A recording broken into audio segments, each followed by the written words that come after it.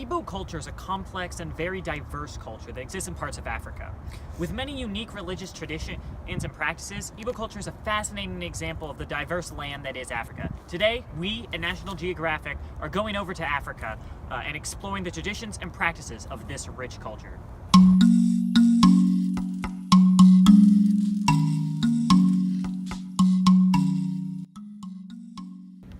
Stories and storytelling are a cornerstone in Igbo beliefs. In fact, Chinua Achebe, an Igbo author, once said, "The story is our escort. Without it, we are blind." Does the blind man own his escort? No, neither do we the story. Rather, it is the story itself that owns and directs us. To learn more about stories and storytelling in Igbo culture, we are meeting with Nzima, a local Igbo woman who has much experience communicating these stories. So Nzima, tell us about Igbo stories. First of all, thank you for having me. In our culture, we pass down our traditions orally so that all can understand them. This is common in all parts of Africa, in which we have little written tradition. So what are the purpose of these stories? Do they serve religious purposes, or do they just simply exist to entertain? These stories exist so that we can pass it down to our culture to our children and our values and experiences. And for example, the tortoise's uneven shell came from the tortoise's dishonest nature. When the tortoise deceived the birds into eating their food, the birds tricked him into falling from the sky onto hard objects. And this story teaches us how dishonesty leads to harm in the long run. Fascinating. Thank you, Nzima. As Nzima explained, the Igbo peoples use stories to pass on their culture and values. However, Igbo culture and values themselves are heavily influenced by the gods and goddesses they believe in. To learn more about the basic Igbo beliefs and religion, we're here with Michael Widaha, the author of a novel detailing Igbo culture. Thanks for being here, Michael. Thanks for having me. Excited to be here. So Michael, tell us about the basic beliefs of the Igbo culture. The Igbo believe in one creator, one goddess, known as Chikwe or Chaku, who created all four deities. These include Allah, the earth goddess, Eniamida, which is the lightning god, and two other less important, known as Anu and Igwe. Allah is the most important goddess and is worshipped through Mane, shrines throughout the Igbo. She is, among all other four gods, communicated with two people by oracles, which are usually women. Fascinating. So why is Allah so important in Igbo culture? Allah is in charge of the laws of the gods, in addition to fertility and harvest, all important aspects of Igbo culture. And her name literally translates to ground, as in she is ever present throughout the earth. Thank you, Michael. That was fascinating.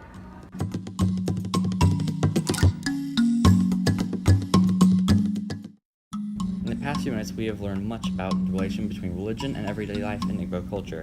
This is no more visible in a time called Ize Nke Udo, or the Week of Peace, which we are currently observing. During this time, the people of the Lower Niger are prohibited from violent acts of any kind.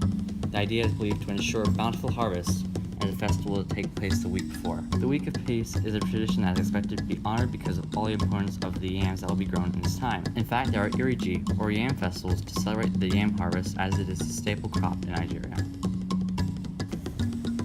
Another extravagant festival, however, does not incite happiness but instead mourning.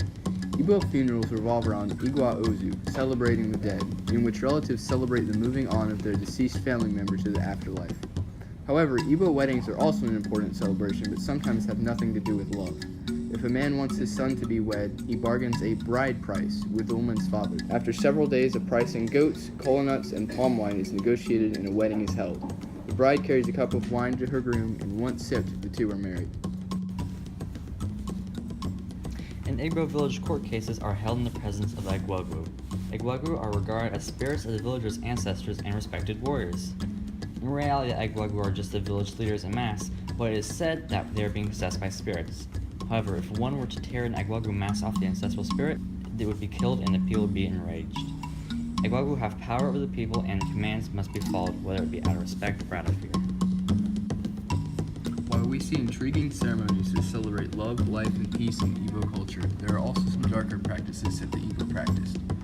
Now we will talk with Professor Connor Stoll, who will explain to us about sacrifices.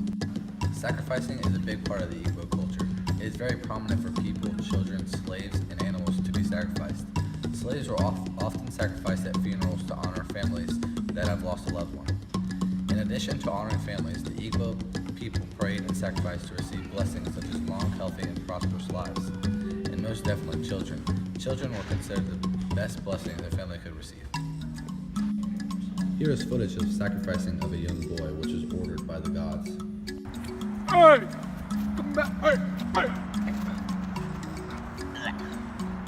Thank you, Professor Stoll. Now let's talk about another one of the darker Igbo beliefs. Here we have Igwifi, who is said to be the mother of an Obanji.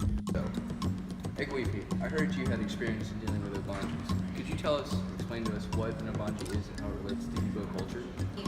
I've had experience with Banjis. As my own child was one. Banji literally translates to child who comes and goes. In Igbo culture, it is believed that an Obanji is a child who dies and is birthed again, and then dies again and again. It is said that this is a repeated occurrence and is meant to cause grief to its family and brings misfortune. Can you describe your experience with this? My daughter Zima, as well as my children before her, caused me great stress, wondering whether or not they would live. And so how do you get rid of an Obanji? While the Obanji will keep returning through childbirth, there are ways to get rid of it. Female circumcision is said to sometimes rid the world of the spirit. However, the more common method of getting rid of the Obanji is to find its Ayuwa and destroy it. An Ayuwa is a stone that the Obanji bury and use as an anchor to find their ways back to Earth. Have you had to find this before? Yes, this is what we had to do with Zima. We followed her and the oracle all around our land until we finally discovered her Ayuwa and destroyed it. When an Obanji is found, its corpse is cut up to make it impossible for it to return in its current body. It is said that sometimes they return in different bodies wearing the scars of their previous host. This was something that didn't happen to Zima, thankfully. Thank you for coming to talk to us. Today we learned about Igbo culture. When we started today, we knew it simply as another one of the mysterious and interesting traditions and cultural practices in Africa. But now we know more. We learned about their interesting pantheon of gods, their practices, both good and not as much, and the beliefs that they built in stories and their ancestors, and all the wondrous beliefs and systems they had. All this information allows us not only better understand with them, but grow closer to all the people in this wonderful world. This National Geographic signing off.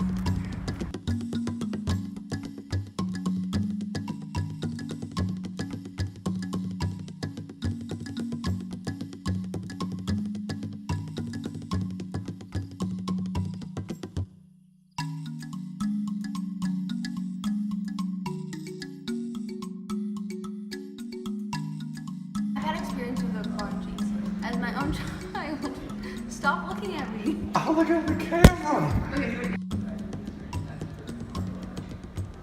So is it Thank you for having me. Thank you for having me. I've had experience with Yeah, start over. No. No. He just said that they can go. Which are we currently? No, scrap that.